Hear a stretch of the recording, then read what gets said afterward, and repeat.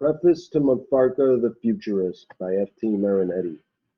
Great conflagrationary poets, my brother futurists, Gian Pietro Lucchini, Paolo Buzzi, Federico De Maria, Enrico Cavaccioli, Corrado Gavoni, Librero Altomare, Aldo Palecci.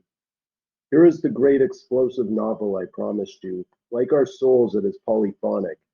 It is at the same time a lyric poem, an epic, an adventure novel, and a drama. I am the only man who has dared write such a masterpiece, and it will be by my own hand that I will destroy it, when the growing splendor of the world has equaled it with its own and rendered it superfluous. In spite of what the inhabitants of Gaupville and Pariasis may say about it, this work of mine unfurls an immortal banner, in the winds of glory, on the topmost peak of human thought, and my Creator's pride is well pleased. Don't think of justifying it. Watch it, rather, bounding and exploding like a well-primed grenade over the shattered heads of our contemporaries. Then dance, whirling in a warlike reel, splashing about in the quagmire of their imbecility, taking no heed of their monotonous driveling. When I told them scorn for women, they all hurled their feeble abuse at me, like a pack of brothel keepers, infuriated by a police raid. But don't think I'm casting doubts on the animal worth of women, but rather on the sentimental importance that is attributed to them. My battle is against the gluttonous heart, that yielding up of lips, half opened, to drink in a nostalgia for the twilight, the yearnings excited by their hair weighed down by stars that are too high, the color of disaster.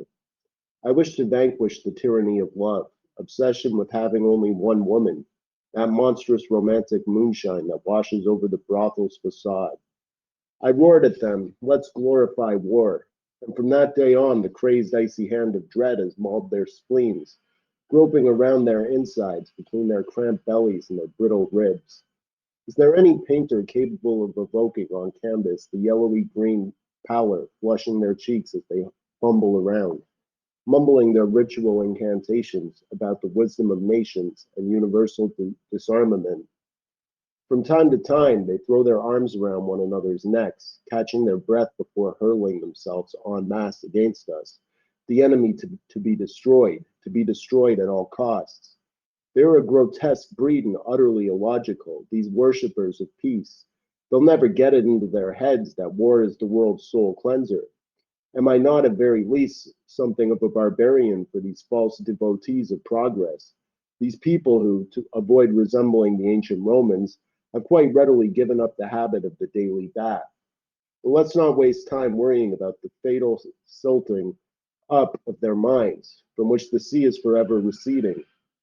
Instead, let's have a laugh at the way they cowardly inertia can still flare up in a sudden frenzy, in the hope of frightening us.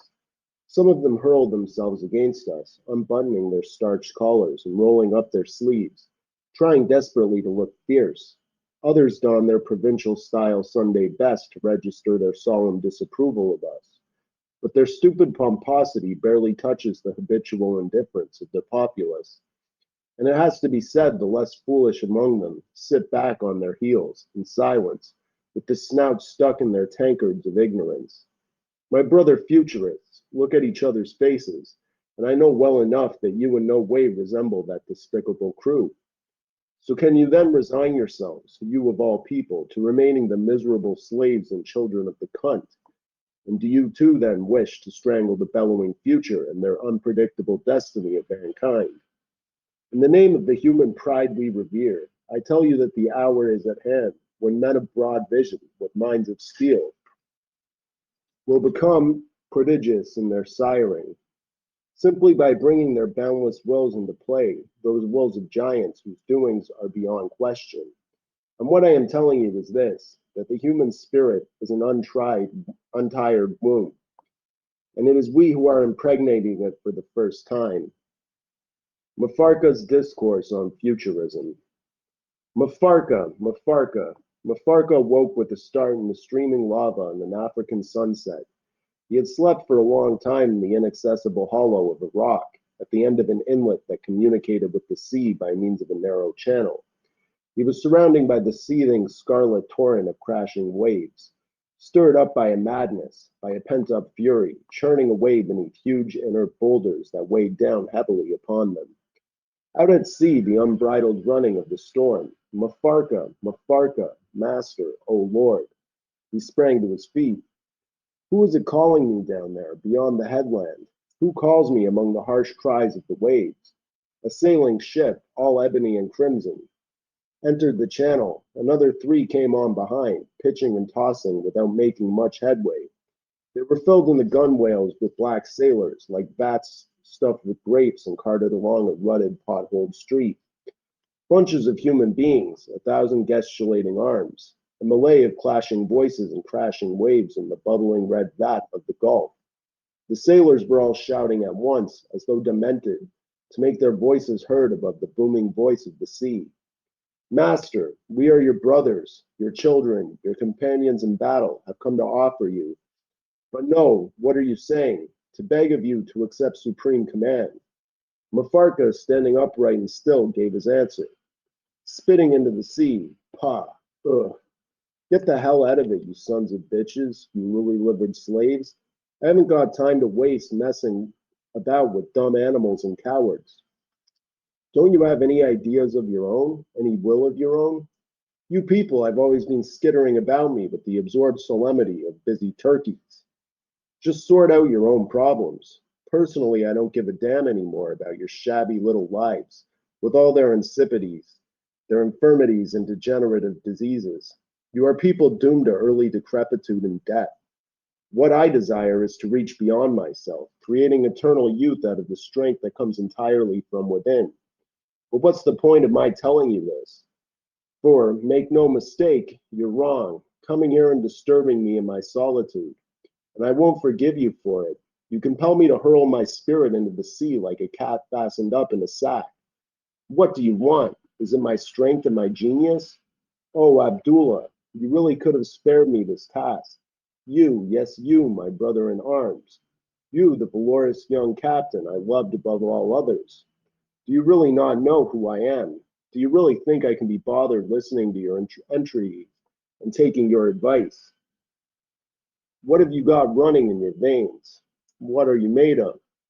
That you needed to throw yourself upon me like a child clinging to his mother's skirts? What sort of a heart do you have, not having felt the desire to kill me and take my place?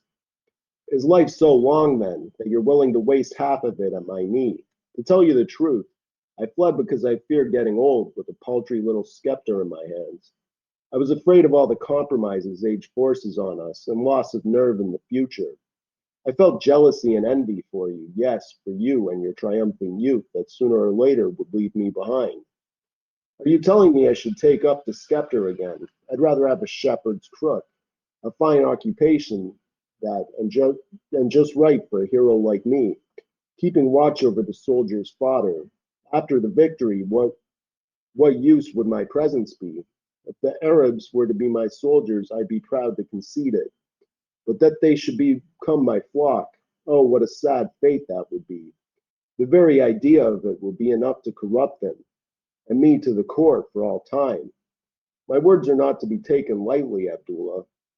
I have weighed their desperate courage with a detached mind, and that's why I have left the fruits of victory to those slow, calculating souls who revel in anguish.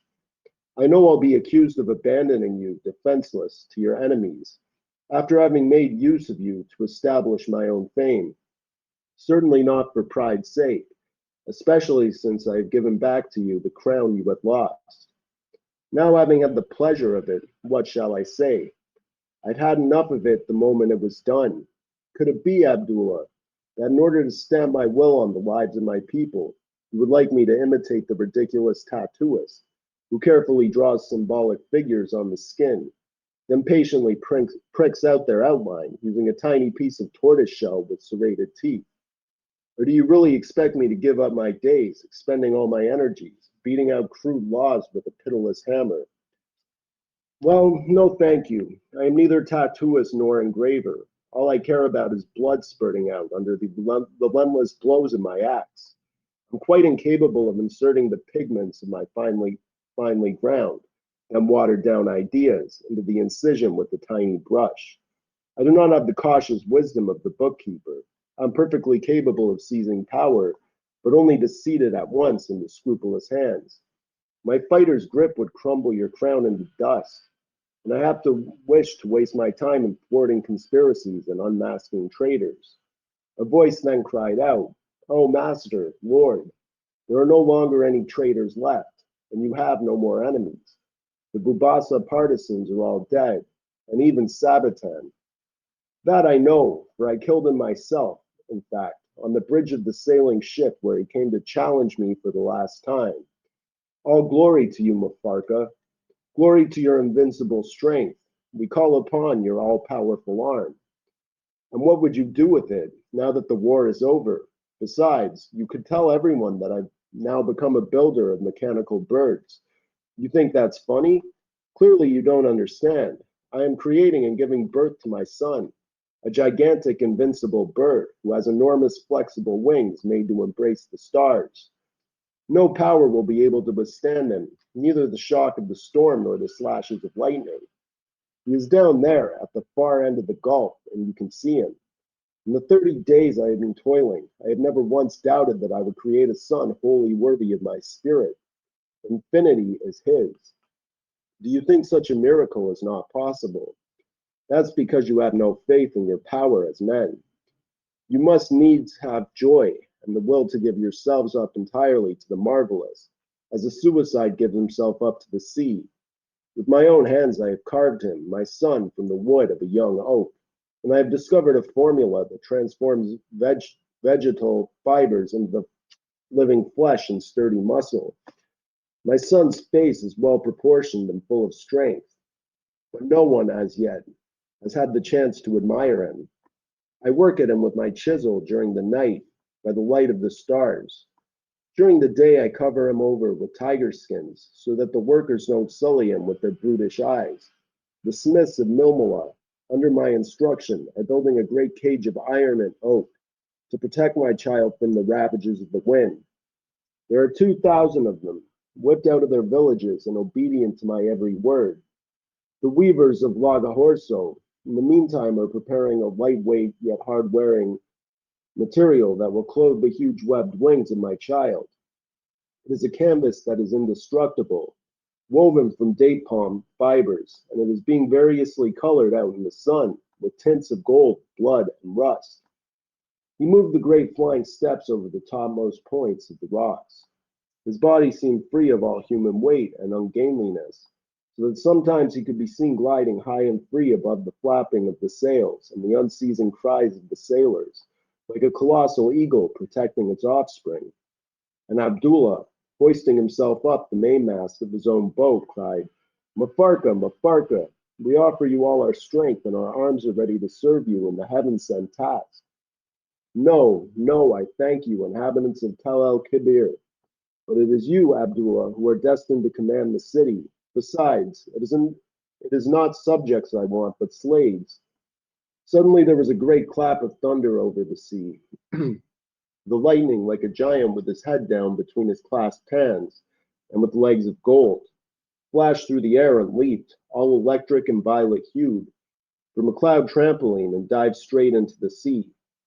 The herd of waves, like buffaloes with horns of vapor, galloped beyond the opening to the channel, into the open sea to inspect the spoils of ships and men, all crammed into the cove, which rightfully was their domain. Away, Abdullah, away you go. Do you not see the storm, waiting to ambush you out there? There is nothing I can do to save you, and it will be impossible for you to climb these slippery walls. Mafarka's booming voice rang through the air in response to the thunder, and while he was speaking, he went on walking over the steep, high rocks, and his mouth is also full of the storm, hurled violent words, so as to cut like hatchets through the squall. Away with you! I have no wish to see you sink in this gorge. And Abdullah answered, No, no.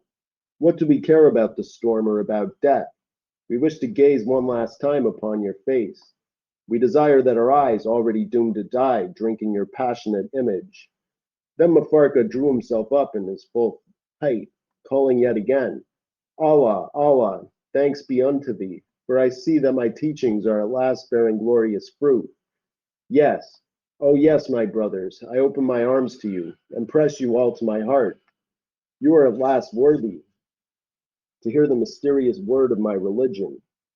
I teach you to despise death, to nourish yourselves on danger, to risk your lives, as you are doing for an idea, for a glimpse, for the extraordinary. Your eyes are brighter and clearer than ever before. Now your ears can hear the voice of the sun and the sighs of the stars, while the storm unleashes itself upon you with its great whips of foam lashing the weeds. I teach you to press your wills from your muscles, from your mouths, like the crimson breath of a furnace, like a supernatural power, so that it dominates, transforms, and raises up wood and granite and all the metals. For that is how I now release my still youthful and powerful will from my own body, although it is already worn out with too many fruitless endeavors. This is how I shall infuse my will into the new body of my progeny. He will have all the strength of beauty unspoiled by the sight of death. I shall breathe my spirit into him through a kiss. I shall dwell in his heart, in his lungs, and behind the windows of his eyes. I shall stand looking out from the scarlet terrace of his lips. He is more beautiful than all the men and all the women on earth. His colossal stature stands 20 cubits high, while his all-powerful arms can move two wings that are bigger than the tents of the Bedouin and the roofs of your dwellings for an entire day. And you should know that I have fathered my son without recourse to any vulva. Do you not understand what I am saying? Listen to me then. One evening, all of a sudden, I found myself wondering, is there really any need for gnomes scurrying about on my chest like seamen on a deck to lift my arms? And is there really some captain on the quarterdeck of my brow to open my eyes, as if they were two compasses? To both of these questions, my unerring spirit replied, most certainly not. And from that, I came to the conclusion that it is entirely possible to create an immortal giant with unfailing wings, out of one's own flesh without the collaboration and foul-smelling involvement of a woman's uterus. You must believe in the absolute, defining power of the will, which you have to cultivate and strengthen by subjecting yourselves to a harsh discipline, until such time as it bursts forth from our nerves, centers, and soars, beyond the limits of our muscles with unimaginable speed and force. Our will must go out from us so as to take possession of matter and change it according to our whim. In that way, we can mold everything around us and endlessly regenerate the face of the earth. Soon, if you appeal to your wills, you too will create offspring without need of any vulva. It is in this way that I have killed love, and in its place I have set the sublime will of heroism. To experience this new ecstasy, you have to hone the pleasure of whatever task you undertake till it becomes painful, and through this, gradually redouble your efforts while forever shifting your goal further off. You must turn the regrets that you feel for emotions destroyed in this process into an exquisite delirium. You must take in the earth's languid, soporific, and melancholy landscapes, and all its sunsets and all its moonlit scenes, with equally implacable gaze. You must prepare yourself for and cultivate every kind of danger, so as to experience the intense pleasure of thwarting them. This is the new sensuality that will liberate the world from love. Once I have established the religion of the manifest will and everyday heroism as the norm. But where is your will? Where is your heroism? It is not that you lack courage. Indeed, for a long time you stroked the flanks of death, but your desire was not strong enough, and precisely for this reason, she did not deem you worthy of her bed, glistening with worms. Do you still not understand what dumb beasts you are? You can have no hope of me instilling in you the principles of my philosophy. You puff and blow like Zumhara players do, swelling up their cheeks further and further. This is my thought compressed like my fist, just as there are countless fragments of organic matter whirling around the sun, which receive its light and remain attached to it by indestructible chains, as well as by filial loyalty. Each one of us, in like manner, receives an endless flow of light from the universe, and is enriched by memories and sensations. Throughout his pilgrimage, owing to the infinite number of transformations our immortal matter undergoes, Our spirit, which is the highest manifestation of ordered living matter, accompanies that some matter in all its changes, preserving its new forms, all the sensations of its past, the subtle vibrations of energies previously expended, the individual divinity and continuity of the determining all powerful spirit has to be able to express itself so as to change the world. This is the only true religion. Let us make every single moment of our lives shine out through the acts of our tempestuous wills, moving from risk to further risk, forever courting death, which with her rough kiss will make the fragments of our mindful beings eternal in all their beauty. In precisely this way, future lives will be embellished, and in their new living forms, they will experience the concentrated joy of our extraordinary lives. I glorify violent death, which is the crown of youth, death which gathers us whenever we are worthy of her immortalizing voluptuousness. Woe betide any man who lets his body grow old and his spirit wither. On hearing these words, the son of Mukhtar rose up, gigantic on the bowsprit of one of the ships, and sang out these words: I believe in you, Mafarka, and in a moment you will see me die in the triumphant splendor of my youth.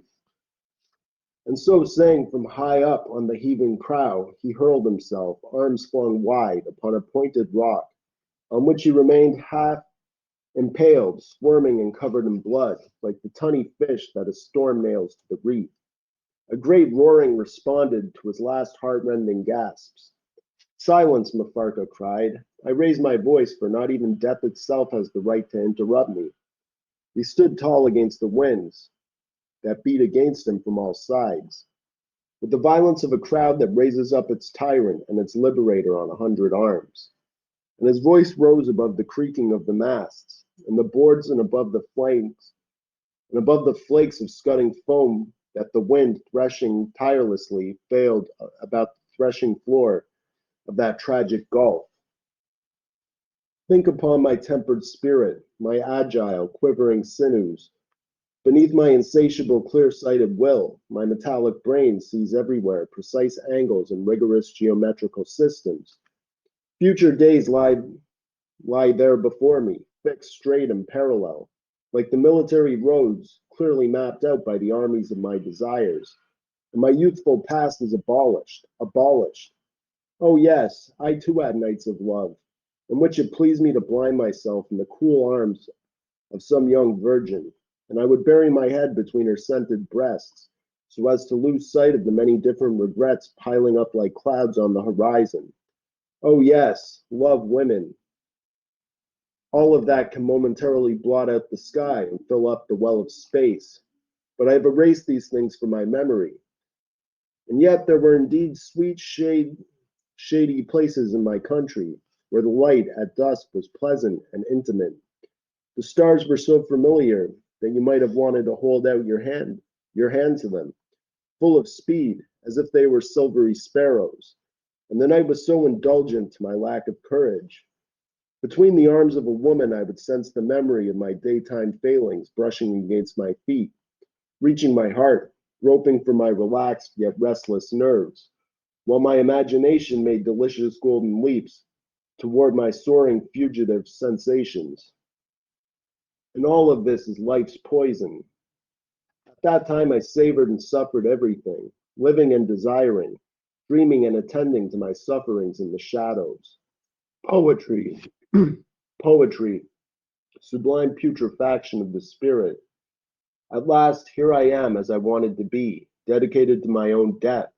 I'm ready to give birth to the God that all carry deep within them. My death is a condition of my life. Better that it is so. Oh, the delirium of cracking oneself like an eggshell, out of which will come the perfect new being, balancing between life and death. Make haste to weigh up my days.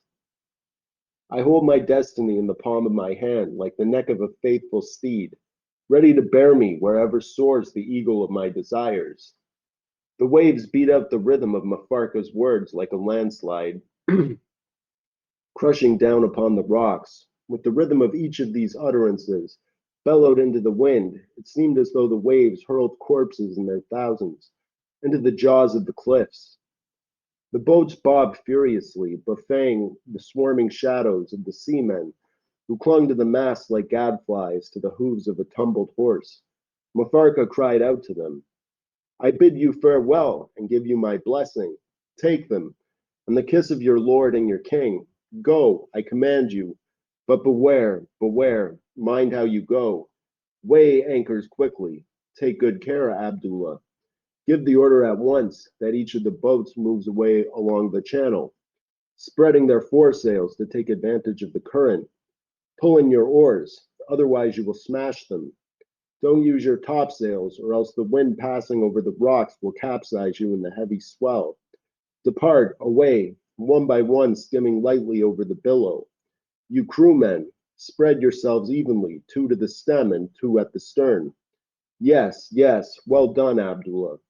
Like that, and those who were still left alive announced to the city of Tel el Kibir that soon Mafarka will pass on his spirit into the mouth of his son.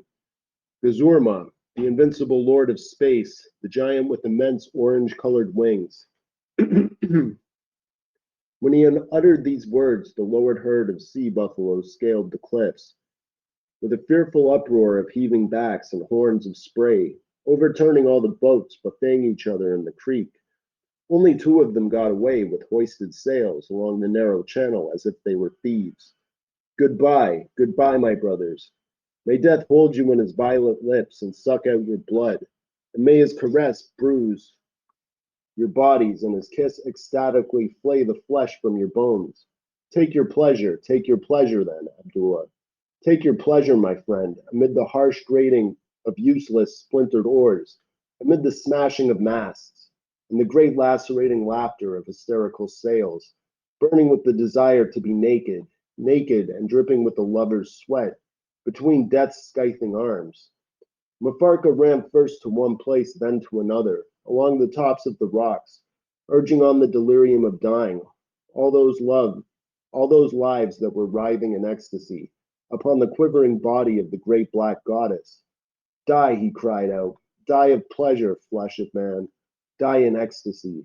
His voice was hoarse and sobbing, like that of a man who, through the power of his caresses, urges the flesh of his adored lover toward a terrifying climax, saying to her, feel your pleasure, my love. Feel it all over your body, in your breasts and in your little pink mouths. You are tortured with pleasure, are you not? Oh, then suffer yet more torture. Down below, the two surviving boats were scudding, black, dancing sublime in the welter of the storm, and their water lines, white with foam, were grinning above the ebony waves like the mouths of Negroes.